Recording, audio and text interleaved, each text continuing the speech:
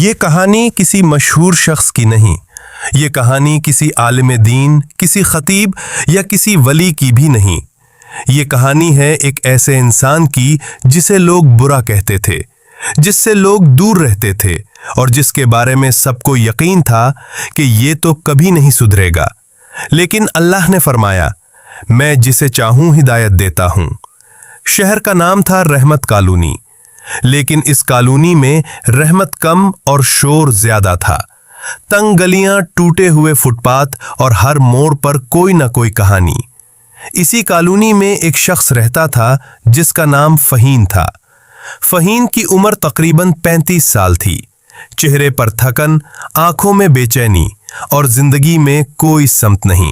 لوگ اسے دیکھ کر کہتے یہ تو خراب آدمی ہے، کوئی اسے چور کہتا، کوئی نشی، کوئی بیکار۔ فہیم خود بھی یہی مان چکا تھا، وہ بچپن جو کہیں کھو گیا۔ فہیم کبھی ایسا نہیں تھا۔ بچپن میں وہ ماں کے ساتھ نماز پڑھتا، قرآن کی آیتیں دہراتا، مدرسے جاتا، لیکن پھر وقت بدل گیا۔ باپ کا انتقال، غربت، غلط دوست اور آہستہ آہستہ نماز چھوٹی، قرآن بند ہوا اور ضمیر خاموش ہو گیا۔ فہیم نے ایک دن خود سے کہا اب بہت دیر ہو چکی ہے۔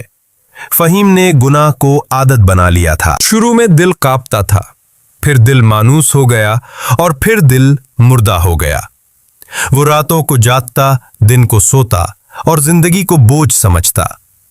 مسجد کے سامنے سے گزرتا تو قدم تیز کر لیتا، اذان سنتا تو موبائل کی آواز بڑھا دیتا، لیکن دل کے کسی کونے میں ایک کمزور سی آواز اب بھی کہتی فہیم یہ راستہ ٹھیک نہیں۔ ایک جملہ جو دل میں اتر گیا۔ ایک دن فہیم گلی کے نکڑ پر بیٹھا تھا کہ اس نے ایک بوڑھے کو کہتے سنا اللہ کا دروازہ بند نہیں ہوتا، بند تو ہم خود ہو جاتے ہیں۔ یہ جملہ تیر کی طرح دل میں لگا۔ وہ ساری رات سو نہ سکا، بار بار یہی سوچتا رہا کیا واقعی، کیا میرے لیے بھی؟ پہلی ہمت کئی دن کی کشمکش کے بعد ایک جمعہ آیا۔ فہیم نے فیصلہ کیا آج مسجد جاؤں گا، بس پیچھے بیٹھ جاؤں گا۔ وہ وضو کرنے گیا، مگر آئینے میں خود کو دیکھ کر رک گیا۔ داڑھی بکھری ہوئی، آنکھیں سرخ لباس میں لا۔ اس نے کہا میں اللہ کے سامنے کیسے جاؤں؟ اسی لمحے دل میں خیال آیا اللہ تو دل دیکھتا ہے۔ وہ مسجد چلا گیا، وہ آنسو جو کسی نے نہیں دیکھے۔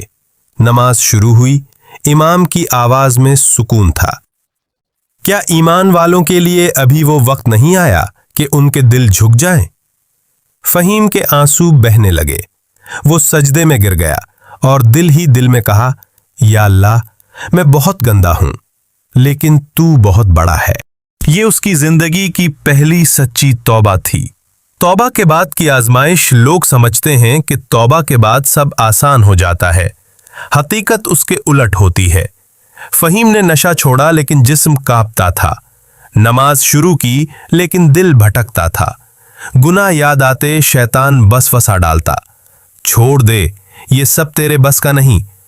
مگر فہیم اب روز کہتا یا اللہ میں کمزور ہوں مگر تو مضبوط ہے۔ ایک معمولی سا کام، فہیم نے چھوٹی سی نوکری پکڑی، صفائی کا کام۔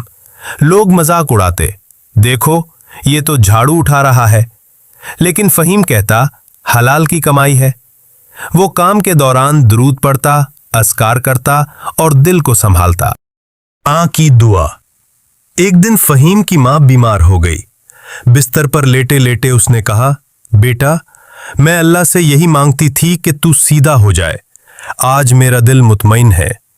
فہیم نے ماں کے ہاتھ چومے اور کہا امی دعا کرنا میں پھر نہ گر جاؤں۔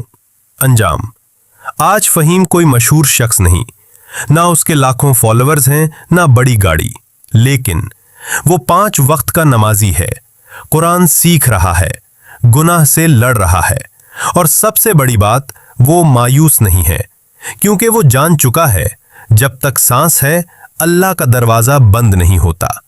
آخری پیغام، اگر تم خود کو بہت گناہگار سمجھتے ہو تو یاد رکھو تمہاری توبہ تمہیں اللہ کے بہت قریب لے جا سکتی ہے۔ ویڈیو اچھی لگے تو لائک کریں، چینل کو سبسکرائب کریں اور بیل آئیکن پر ضرور کلک کریں۔ شکریہ۔